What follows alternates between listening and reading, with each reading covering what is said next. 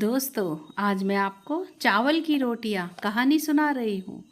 मोनिका गरीब घर से आई थी, तो ससुराल में उसका कोई भी इज्जत नहीं करता था। उसको वो मान सम्मान नहीं मिलता था जितना उसकी जेठानी अंजलि को मिलता था। अंजलि एक अमीर घर से आई हुई थी। असल में रौनक ने मोनिका से अपनी पसंद से शादी की थी। वो गरीब घर से थी, तो घर में सभी सास ससुर ननंद रीमा सब अंजलि को ज़्यादा महत्व देते थे और मोनिका से कोई भी बात भी नहीं करता था, ना ही उसको उसकी बातों की कोई अहमियत करता था।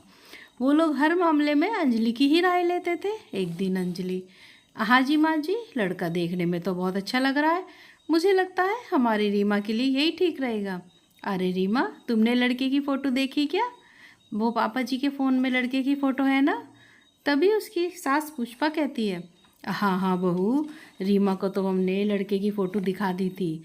अब तो हम तुम्हारी राय लेना चाह रहे हैं। तुम बताओ, तुम घर की बड़ी बहू हो तो तुम्हारी सलाह भी तो हम लेंगे ही ना। अंजलि, हाँ माँ जी, मुझे तो लड़का सही लग रहा है।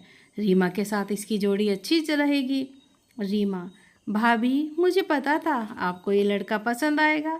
अब जब मेरी बड़ी भाभी को पसंद आ गया तो मुझे भी पसंद है। माँ पापा, मुझे ये रिश्ता मंजूर है। तभी मोनिका, माँ जी, लड़के की फ़ोटो मुझे भी दिखा दो ज़रा, मैं भी तो देखो कैसा है लड़का। पुष्पा, अरे मोनिका बहू, तुम देख कर क्या ही करोगी, हम सब ने तो देख ही लिया है ना। तुम इन बातों में मत ही पड़ो, तुम अपने काम से मतलब रखो बस। अजी, आप हो लड़के वाले से कह दो कि हमें रिश्ता मंजूर है। कुछ देकर लड़के को हम रोक देते हैं। मनमोहन, हाँ हाँ भाग्यवान, मैं आज ही शाम को लड़के के पिता से बात करता हूँ आगे के कार्यक्रम के लिए। तभी अंजलि मोनिका के पास गई और वो कहती है, देख मोनिका, ये तो तुम जानती हो ना कि घर में तुम्हारी अहमियत कितनी है और मेरी कितनी। तुम गरीब घर से आई हो, तुम्हारे यहाँ तो 2 वक्त की रोटी भी नसीब हो जाए तो वो बड़ी बात होती है। और मैं एक रईस परिवार से आई हूँ। तुम इस घर में जितना भी अच्छा अच्छा सामान देख रही हो ना, वो सब मेरे दहेज में ही आया है, सब मेरे घर से आया है। बस इसीलिए तुम हमारी किसी भी बात में बोला मत करो। तभी पुष्पा, अरे बड़ी बहू, जरा इधर तो आना। अंजलि, हाँ जी माँ जी। तुम रीमा बाजार हो आओ और उसे अच्छे कपड़े दिलवा दो, कोई अच्छा सा सूट या अच्छी सी साड़ी। वो लड़के वाले किसी भी दिन आ सकते हैं उसको देखने। पैसे अपने ससुर जी से लेते जाना। अंजलि, माँ जी, मेरे पास पैसे हैं, मेरे पास पैसों की कमी नहीं है, पैसा बहुत है मेरे पास, मैं अपनी तरफ से ही दिलवा दूंगी उसको। बस मैं अभी तैयार होके आती हूँ। और रीमा, तुम भी तैयार होके आ जाओ, चलो चलते हैं फिर बाजार। तभी पुष्पा, जीती रहो बहू, मेरी अच्छी बहू। उधर मोनिका भी खड़ी खड़ी ये सब देख रही थी। उसे किसी ने भी बाजार जाने को कहा ही नहीं और ना ही किसी भी बात में उसको पूछा जाता था। इस कारण उसकी आंखें भर आई। वो अंदर ही अंदर बहुत दुखी हो रही थी। फिर रीमा का रिश्ता भी तय हो गया, लड़के वाले आए। तब मोनिका को भी किसी ने नहीं पूछा, अंजलि को ही सब अहमियत दे रहे थे। मोनिका अभी भी बहुत दुखी थी। वो आंखों में आंसू लिए चुपचाप एक कोने में खड़ी रही। तभी वहाँ उसका पति आता है, रौनक। रौनक कहता है, मोनिका, तुम बिल्कुल दुखी मत हो।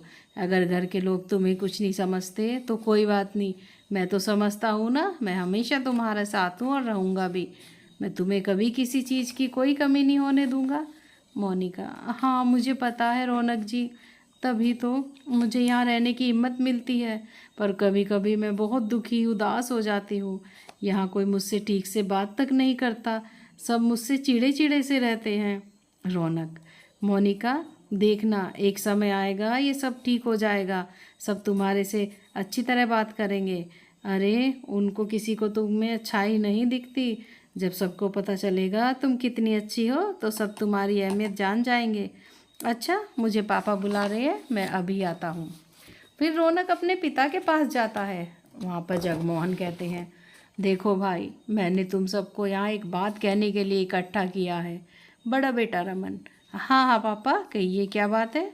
जगमोहन, वो रीमा के ससुराल से फ़ोन आया था कि लड़के के पिता ने कहा है कि वो शादी से पहले अपनी कुलदेवी के मंदिर में हाथ जोड़ने और माता का आशीर्वाद लेना चाहते हैं। वो कोई भी काम करने से पहले वहाँ माता का आशीर्वाद लेने ज़रूर जाते हैं। तो इस बार वे चाहते हैं कि हम सब भी उनके साथ माता का आशीर्वाद लेने चले, और मैंने उन्हें हाँ कर दी है। कल सुबह ही जाना है, तो तुम सब तैयार रहना। एक गाड़ी में वो जाएंगे, एक में हम चलेंगे। तभी पुष्पा, हाँ हाँ सही है जी। अरे बड़ी बहू, तुम ऐसा करना, रास्ते में खाने के लिए कुछ खाना बना लेना और पैक कर लेना।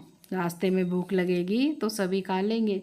वैसे भी साथ में रीमा के ससुराल वाले तो होंगे ही, हमें ही रास्ते में कुछ खाने पीने का सामान रखना चाहिए।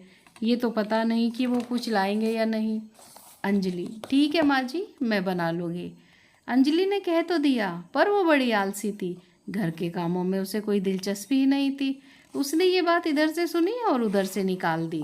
वो तो घूमने जाने की तैयारियां करने लगी। अगली सुबह 6 बजे जाना था, पर सब सोते ही रहे। पर मोनिका सुबह 4 बजे ही उठ गई। उसे ये पता था कि सफ़र पे जाना है और रास्ते में खाने के लिए कुछ तो ले जाना ही चाहिए, इसलिए वो कुछ बनाने किचन में आई। मोनिका, अरे आटा तो ख़त्म हो गया, अब क्या करूं? मैं तो सोच रही थी कि आलू की सब्ज़ी और पूरी बना लूँगी रास्ते के लिए, पर यहाँ तो आटा है ही नहीं। क्या करूँ अब? क्यों ना चावल का आटा रखा है, क्यों ना इसकी रोटियाँ बना लूँ। और रास्ते में पता नहीं कुछ खाने को मिलेगा नहीं, कुछ नहीं से तो अच्छा है चावल की रोटियाँ ही खा ली जाए। फिर मोनिका ने जल्दी जल्दी चावल के आटे की बहुत सारी रोटी बना ली। अब सब उठ गए थे, सब तैयार हुए और कार में बैठ गए। और रास्ते में क्या खाना है ये किसी को चिंता ही नहीं हो रही थी। वो तो मोनिका बड़ी समझदार थी, जो उसने रास्ते में खाने का सामान रख लिया बना के। रीमा की होने वाली सास, रीमा, मोनिका, ये सब एक साथ बैठे थे। तभी रीमा की होने वाली सास मालती कहती है, अरे मुझे तो शुगर की दवाई खानी थी वो खाना खाने के बाद, पर मैं वो खाना भूल ही गई। और मैंने तो सफ़र के लिए खाना भी बनाया था, जल्दी जल्दी में मैं वैसे टेबल पे ही रखा भूल आई। और दवाई खानी थी मुझे, अब क्या करूं? अब तो मैं चीज़ें भूलने लगी हूँ। तभी तो सोच रही हूँ कि जल्दी से रीमा घर आ जाए, तब ये सब अपने आप संभाल लेगी। तभी रीमा, माँ हम शायद खाना लाए हैं ना, तो वो माँ जी को दे दो, खाना खा के वो अपनी दवाई खा लेंगी। पुष्पा, हाँ हाँ बड़ी बहू दूसरी कार में है, ज़रा फ़ोन करके पूछ उसे कि खाना कहाँ रखा है। फिर रीमा ने अंजलि को फ़ोन किया तो पता चला कि वो तो कुछ भी खाने को नहीं लाई। ये सब बातें मोनिका भी सुन रही थी। वो तभी कहती है, आंटी जी मैं चावल की रोटियां बना के लाई हूँ। घर में आटा ख़त्म हो गया तो मैंने सोचा चावल के आटे की ही रोटी बना लूँ। मालती, क्या चावल के आटे की रोटी? अरे वो तो मुझे बहुत पसंद है। जब पहले कभी गेहूं का आटा नहीं मिलता था ना, तो मैं घर पे ही चावल पीसकर उसकी रोटियां बना लेती थी, और वो रोटी तो बहुत स्वादिष्ट लगती थी। मोनिका, अच्छा ये तो बहुत अच्छी बात है। अच्छा मैं अभी आपके लिए खाना परोस देती हूँ। पुष्पा, पर छोटी बहू तुमने ये बना कब दी चावल की रोटियाँ? मोनिका, वो माँ जी मैंने सुबह 4 बजे उठकर ही चावल की रोटियाँ बना दी थी। मुझे पता था कि सफ़र में सबको कुछ ना कुछ खाने के लिए तो चाहिए ही। फिर मोनिका ने सबको खाना दिया और रीमा की होने वाली सास को भी सब्जी और चावल की रोटी दी। फिर सभी ने बड़े चाव से खाई। खाने के बाद वो कहती है, अरे वाह तुम्हारी भाभी तो बहुत अच्छी है, ये तो बहुत अच्छी टेस्टी रोटियां बनाई है, तुम भी इससे सीख लेना कितनी अच्छी है ये। अब सब मोनिका की अहमियत समझ गए थे। अब सब उसको बड़ी बहू जितना मान और सम्मान देने लगे थे।